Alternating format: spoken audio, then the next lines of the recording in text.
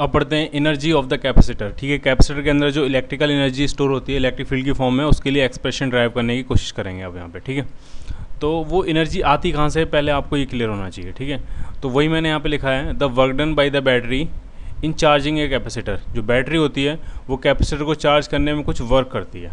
ठीक है, और उस वर्क का कुछ पार्ट जो है वो कैपेसिटर के अंदर इलेक्ट्रिकल एनर्जी की फॉर्म में स्टोर हो जाता है। ठीक है, वही मैंने यहाँ लिखा है, the work done by battery in charging a capacitor is partially, ये इंपॉर्टेंट पॉइंट है, पार्शियली मतलब बैटरी जितना वर्क करती है वो पूरा कैपेसिटर के अंदर एनर्जी की फॉर्म में जाके स्टोर नहीं होता, उसका सिर्फ कुछ पार्ट कैपेसिटर के अंदर इलेक्ट्रिकल एनर्जी की फॉर्म में स्टोर होता है। ठीक है, इसलिए मैंने यहाँ लिखा है partially, is partially stored in the capacitor in the form of electrical energy. ठीक है, रिमेनिंग वर्क डन का पार्ट कहाँ जाता है, तो वो हीट की फॉर्म में रेसिपेट हो जाता है। ठीक है, जब भी किसी वायर में करंट फ्लो होगी तो कुछ ना कुछ हीट जनरेट होगी।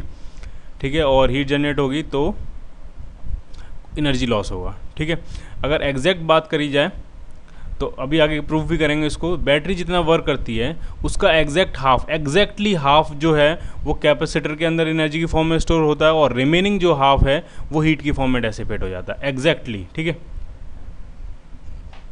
उसको जब आगे प्रूफ करेंगे तब देखेंगे कि कितना पार्ट कैपेसिटर के अंदर स्टोर हो रहा है, कितना पार्ट हीट की फॉर्म में डेसिपेट हो रहा है। ठीक है, तो ज़रा ढंग से देखो कैसे निकालेंगे एनर्जी इसकी। ठीक है, इनिशियली मान लिया कैपेसिटर के ऊपर कोई चार्ज नहीं है, आपने जस्ट बैटरी कनेक्ट की है, t=0 पे कोई चार्ज नहीं है। ठीक है, फिर आपने बैटरी कनेक्ट की है, थोड़े टाइम धीमे धीमे यहाँ से चार्ज सप्लाई हो रहा है, धीमे धीमे चार्ज सप्लाई हो रहा है, धीमे धीमे इस पर चार्ज आता जा रहा है, इस पर पॉजिटिव चार्ज आना शुरू हो जाएगा, धीमे धीमे इस पर निगेटिव चार्ज आना शुरू हो जाएगा। ठीक है, चार्ज सप्लाई हो रहा है, ये वाला चार्ज बढ़ता जाएगा। किसी भी टाइम पे हमने देखा आगे t=t टाइम पे, तो मान लिया अभी तक कैपेसिटर की इस प्लेट पे +q चार्ज आ गया, तो इस वाली पे डेफिनेटली कितना होगा, -q चार्ज। ठीक है, और चार्जिंग अभी चल ही रही है। कैपेसिटर का कैपेसिटेंस मान लिया कितना है C, और बैटरी का पोटेंशियल कितना मान लिया V। ठीक है, तो मैक्सिमम चार्ज कितना आएगा, t टाइम पे जो चार्ज आया है कैपेसिटर के ऊपर वो q चार्ज आया है। ठीक है, मैक्सिमम जो चार्ज आएगा उसको हम कैपिटल Q कहते हैं, वो कितना आएगा, जब कैपेसिटर फुल चार्ज हो जाएगा तब जो चार्ज होगा तो वो q होता है CV। ठीक है, ये मैक्सिमम चार्ज आएगा। ठीक है, अभी प्रोसेस चल रही है, चार्जिंग चल ही रही है, ये चार्ज हो गया, कुछ चार्ज आ गया, बाकी चार्ज पहुंच रहा है अभी। ठीक है, तो अब मान लिया कि थोड़ा सा टाइम इंटरवल और गया, उसमें थोड़ा सा चार्ज बैटरी ने और भेज दिया, कितना चार्ज भेज दिया, dq। ठीक है, तो dq को इस कैपेसिटर के ऊपर भेजने में बैटरी को कितना वर्क करना पड़ेगा। ठीक है, तो वही अब लिखेंगे। ठीक है, तो वही लिखना है आपको, initially there is no charge on the capacitor, initially कोई चार्ज नहीं है, फिर चार्जिंग स्टार्ट हुई है तो t टाइम बीत चुका है, at t time t there is q charge on the capacitor. ठीक है, t टाइम में कितना चार्ज पहुंच गया, q चार्ज। ठीक है, अब फर्दर बैटरी ने कितना चार्ज और भेजा है, dq चार्ज। ठीक है, now small charge dq is supplied by the battery to the capacitor. ठीक है, तो इस dq चार्ज को भेजने में वर्क कितना करना पड़ेगा, तो उसके लिए पहले आप ये देखो कैपेसिटर के अक्रॉस पोटेंशियल डिफरेंस कितना क्रिएट हो गया है। जो पोटेंशियल डिफरेंस हुआ कैपेसिटर के across create, potential difference across capacitor, तो वो हो गया ΔV = Q/C। ठीक है, कैपेसिटर के अक्रॉस जो पोटेंशियल डिफरेंस आया है वो कितना है, Q/C। ठीक है, अब इस पोटेंशियल डिफरेंस के अक्रॉस आप कितना चार्ज और फ्लो करा रहे हो, तो आप कितना चार्ज और फ्लो करा रहे हो, dq चार्ज, तो बैटरी को कितना और वर्क करना पड़ेगा कैपेसिटर पे। ठीक है, तो वही फाइंड कर रहे हैं, work done by the battery on the capacitor. ठीक है, ये ऑन द कैपेसिटर इंपॉर्टेंट है क्योंकि बैटरी कहीं और भी वर्क करेगी। जैसा मैंने आपको बताया, बैटरी जितना वर्क करती है वो पूरा वर्क कैपेसिटर पे एनर्जी की फॉर्म में स्टोर नहीं हो जाता है, कुछ वर्क हीट की फॉर्म में डेसिपेट भी हो जाता है। ठीक है, क्लियर। तो बैटरी के वर्क का कुछ पार्ट कैपेसिटर में जाके स्टोर होता है, कुछ पार्ट हीट की फॉर्म में डेसिपेट हो जाता है। ठीक है, यहाँ पे हम बैटरी के वर्क डन का वो पार्ट देख रहे हैं जो कैपेसिटर पे जाके स्टोर हो गया, इसलिए मैंने लिखा है work done by battery on the capacitor. ठीक है, तो कितना होगा वर्क डन, तो स्मॉल वर्क डन होगा क्योंकि स्मॉल चार्ज dq मूव कराया आपने, तो dw कह देते हैं उसको, तो वो कितना हो जाएगा, तो आपको क्लियर होना चाहिए, अगर आप q चार्ज ΔV के पोटेंशियल डिफरेंस के अक्रॉस मूव करा रहे हो तो वर्क डन होता है q × ΔV। यहाँ पे हम जो चार्ज मूव करा रहे हैं वो dq है, और पोटेंशियल डिफरेंस कितना है, पोटेंशियल डिफरेंस है Q/C। Q/C पोटेंशियल डिफरेंस के अक्रॉस आप कितना चार्ज मूव करा रहे हो, dq। ठीक है, तो इतना वर्क डन हो जाएगा। ठीक है, टोटल वर्क डन अगर आपको निकालना है जो बैटरी ने किया है कैपेसिटर पे। ठीक है, तो जो टोटल वर्क डन बैटरी ने किया होगा कैपेसिटर पे, ठीक है, तो वो कितना हो जाएगा, इस चीज़ को हम क्या कर देंगे, इंटीग्रेट Q/C × dq, और लिमिट्स चार्ज, इनिशियल चार्ज कितना था 0, और फाइनल चार्ज कितना हो जाना है, तो वो हो जाना है कैपिटल Q। ठीक है, तो बस इंडिकेट कर देते हैं, Q²/2C हो जाएगा, तो ये हो जाएगा Q²/2C। ठीक है, ये वो वर्क डन है जो बैटरी ने किया है किस पे, कैपेसिटर पे। ठीक है, और यही वर्क डन कैपेसिटर के अंदर एनर्जी की फॉर्म में क्या हो जाएगा, स्टोर हो जाएगा जाके। ठीक है, तो एनर्जी ऑफ द कैपेसिटर अगर आपसे पूछा जाएगा तो वो कितना हो जाएगा, Q²/2C। ठीक है, और Q था क्या आपका, Q था CV, तो Q की वैल्यू अगर फिर से पुट कर दें तो एक और फॉर्मूला बन जाएगा। वैसे तो एक ही फॉर्मूला आपको याद रखना है, Q की वैल्यू पुट कर दी तो ये हो जाएगा हाफ CV²। ये भी आप याद रख सकते हो। ठीक है, क्लियर है ये। और अगर हम C की वैल्यू पुट कर दें, C की वैल्यू क्या है, C, यहाँ से देखो C क्या आएगा, C आएगा Q/V। तो C की वैल्यू अगर पुट कर दें Q/V, तो एक V से एक V कैंसिल हो जाएगा, तो एक और फॉर्मूला बन गया हाफ QV। तो ये बेसिकली तीन एक ही फॉर्मूला है, उसी को बार बार अलग अलग फॉर्म में पुट कर रहे हैं।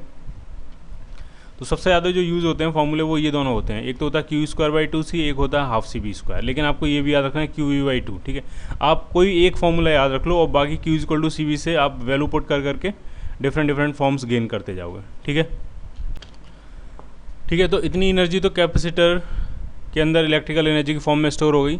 अभी देखते हैं बैटरी ने टोटल वर्क डन कितना किया। ठीक है, कैपेसिटर पे कितना किया वो तो हमने देख लिया, अब बैटरी ने टोटल वर्क डन कितना किया तो वो आप जरा देखो। तो 2 पॉइंट्स आपको ध्यान रखने हैं।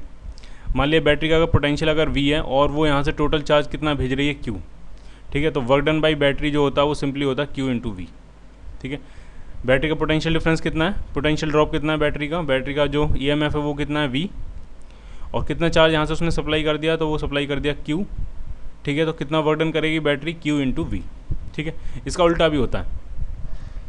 अगर बैटरी का पोटेंशियल डिफरेंस V है और बैटरी के अंदर पॉजिटिव चार्ज Q आ गया है, ठीक है, अगर बहुत बैटरी के पॉजिटिव प्लेट से जा रहा है चार्ज तो ये है डिस्चार्जिंग ऑफ बैटरी। ठीक है, बैटरी डिस्चार्ज होती जाएगी, बैटरी वर्क करती जाएगी, बैटरी डिस्चार्ज होती जाएगी। ठीक है, लेकिन अगर बैटरी के पॉजिटिव टर्मिनल में चार्ज आ रहा है तो ये बैटरी डिस्चार्ज नहीं हो रही है, बैटरी चार्ज हो रही है। ठीक है, इस केस में बैटरी डिस्चार्ज हो रही है तो बैटरी वर्क कर रही है, work done by the battery है। इस केस में बैटरी चार्ज हो रही है तो ये work done on the battery है, बैटरी पे कोई और वर्क डन कर रहा है। ठीक है, तो work done on the battery भी कितना हो जाएगा, तो वो भी होता है Q/V। क्लियर। ठीक है, तो इस केस में Q चार्ज गया है टोटल यहाँ से, तो work done by the battery कितना हुआ, Q/V।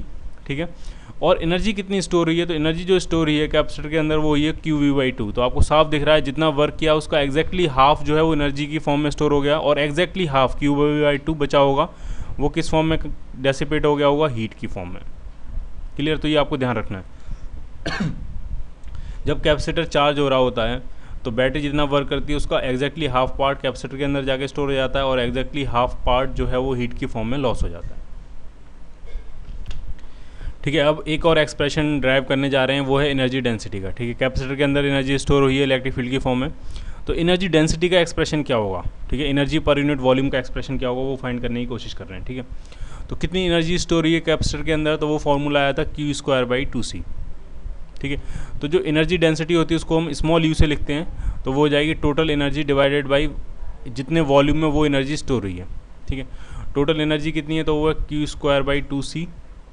C को अगर हम एक्सपेंड करके लिखें तो C होता है आपका A/0/D, ये कैपेसिटेंस होता है। ठीक है, डिवाइडेड बाई वॉल्यूम, कितने वॉल्यूम में स्टोर हुई है, तो कैपेसिटर की प्लेट्स का एरिया होता है A, सेपरेशन होता है D, तो जो वॉल्यूम हो जाएगा वो हो जाएगा A/D। अब यहाँ पे अगर आप देखो ढंग से तो ये D से D क्या हो जाएगा, cancel out, half Q² upon A² और ε0। तो ऐसा करते हैं ε0 का भी स्क्वायर कर देते हैं और ε0 यहाँ मल्टीप्लाई कर देते हैं। ऐसा क्यों किया अभी समझ में आया आपको। ये जो फॉर्मूला है Q/A ε0 का स्क्वायर है बेसिकली, Q/A ε0, और Q/A ε0 जो होता है वो इलेक्ट्रिक फील्ड होता है। ठीक है, तो U आ गया आपका। ठीक है, तो ये हो गया हाफ ε0 और ये इलेक्ट्रिक फील्ड है तो हाफ ε0 E²। तो ये फॉर्मूला है एनर्जी डेंसिटी का, ढंग से देख लो आप इसको। जहाँ कहीं भी इलेक्ट्रिक फील्ड होगा वहाँ पे एनर्जी स्टोर होगी। ठीक है, और एनर्जी पर यूनिट वॉल्यूम कितना होगा, तो वो होगा हाफ ε0 इंटू E²। ठीक है, अगर कोई और मीडियम है, कोई डाई इलेक्ट्रिक है, तो ε0 की जगह लिख देंगे ε0K।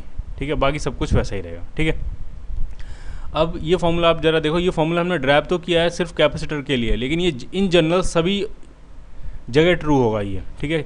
जहाँ कहीं भी इलेक्ट्रिक फील्ड हो, किसी भी तरह का इलेक्ट्रिक फील्ड हो, वहाँ पे जो एनर्जी डेंसिटी होगी वो होगी half epsilon not E square, ठीक है। तो ये एक जनरल फॉर्मूला है, ये हमने सिर्फ ड्राइव किया है कैपेसिटर के केस में, लेकिन ये एप्लीकेबल होगा हर केस में, ठीक है। तो ये आपको फॉर्मूला ध्यान रखना है, energy per unit volume half epsilon not E square.